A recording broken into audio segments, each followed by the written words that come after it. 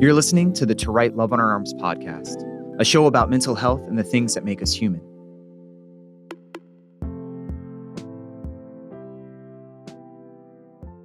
Jody, coming from the care provider point of view, when I say therapy desert, what words or pictures or phrases or just diatribes really come to the surface? So kind of similar to that, I also grew up in a very small town area in South Texas, very close to Uvalde. I kind of grew up, I interchanged the cities, Hondo and Castroville. They're like a rock skip away, but on Highway 90 from each other.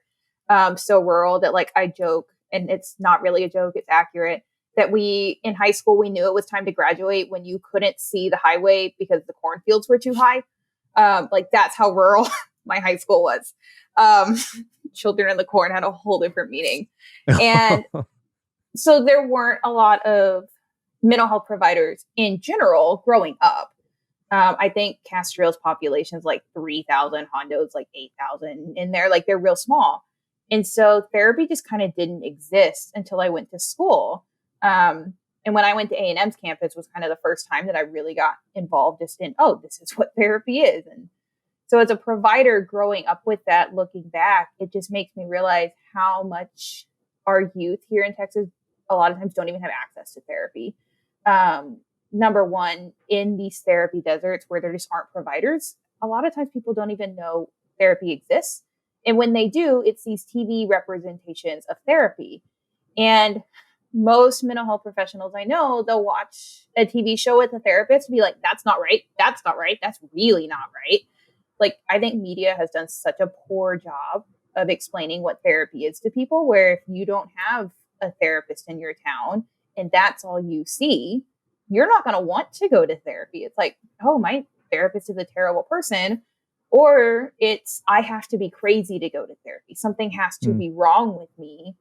And so not only do they not have providers, it's when you get access to them. So look at the rise of teletherapy, assuming you have the internet capacity, which I'm sure we'll get into later.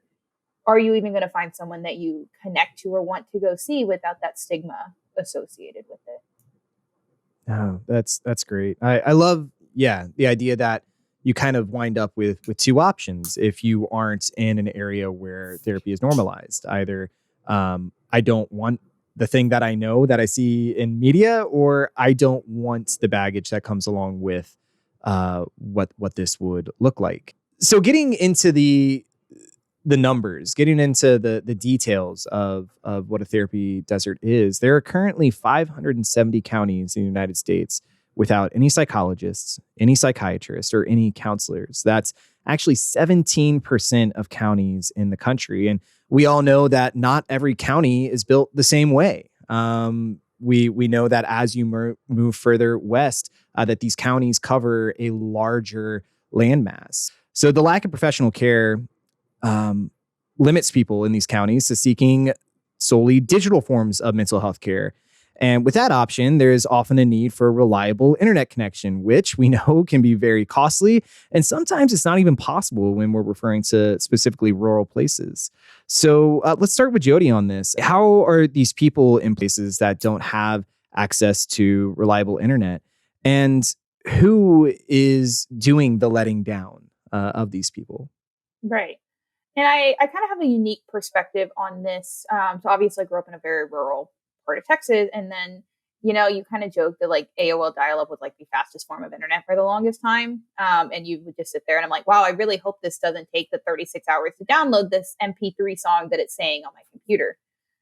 Versus in Dallas, like I could stream an entire movie without it ever buffering. And it's just like, whoa. And so looking at those type of internet capabilities, like if you're trying to do a virtual therapy session in areas that don't have reliable cell phone service, you know, various providers, you know, I think I have an aunt and uncle and they have to use a very specific cell phone provider. It's the only one that provides out there. And it probably drops the call like 35% of the time anyway. So if you're trying to have a mental health conversation, it could be really detrimental, both as the client or as a therapist. I don't want to open up something and then your therapy phone call drops because you're in a dead zone. And now I've left you with this topic open. That's a liability both for me, and it's just also not very nice to you to do either. And then you can also look at it from the perspective of, you know, where I grew up is very close to the Uvalde school shooting that happened at Robb Elementary. And then a couple weeks ago, the Allen Outlet Mall shooting is very close to where I currently live. And just watching the differences in services, you know, in Allen, you can walk down the street and probably have access to some sort of therapy center.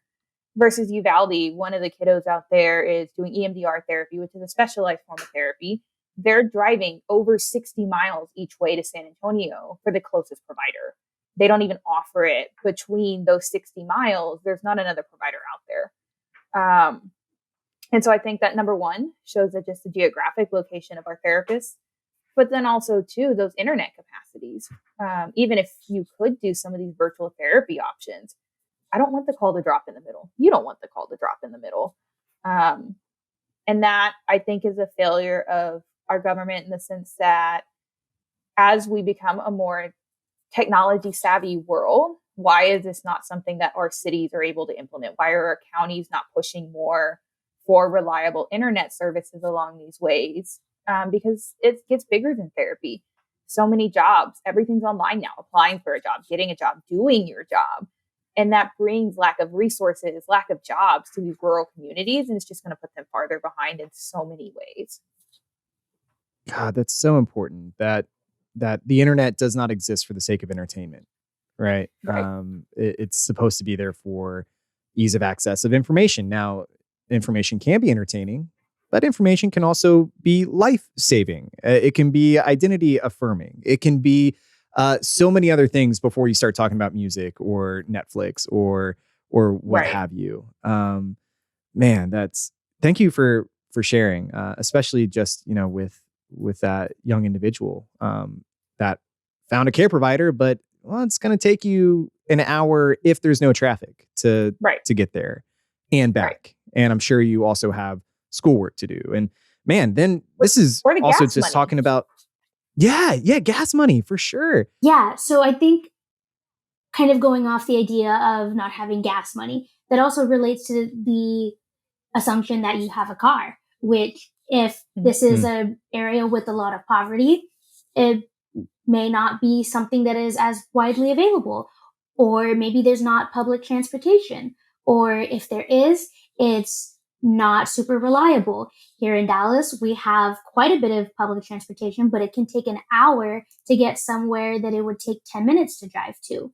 So it also depends, like, do you have the time in your schedule to block out who knows how long for a 45, 50-minute session?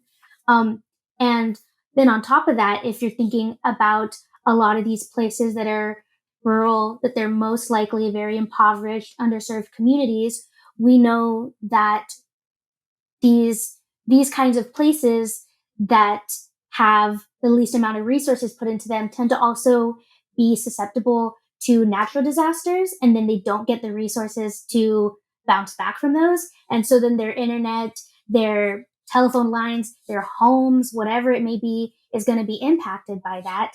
And so even if maybe they had a way to access that therapy, if something happens and their community isn't getting the investment that it needs to bounce back, then that might knock therapy totally out of the question. And I know that in my hometown, hurricanes would happen every summer, every other summer. It was very common because we were only like an hour away from the beach. And if you're still trying to rebuild your home that flooded a year ago, then you're going to prioritize the mold in the walls over getting internet. Like it's either be able to live in your home or be able to access therapy that is already not seen as a priority anyway. So there's just a whole bunch of things. Like you said, there's a lot of plate spinning. It's very, very nuanced. But I think there's also a cultural aspect of it in terms of who's doing the letting down. I think in the border towns where it's a very Hispanic machismo type of culture, there's this idea of not asking for help, not needing help. Doing either of those things is a sign of weakness. And self-medicating with alcohol, with drugs, with any sort of other coping mechanism other than talking about it. And so, of course, there is this responsibility on government and public officials to do the investment, but I think there's also a responsibility on the culture that's the air we breathe to let people know, like, hey, you can talk about this, you can challenge this, it doesn't have to be this way, and we don't have to be okay with it. We don't have to continue to just not question why we don't have access to these things.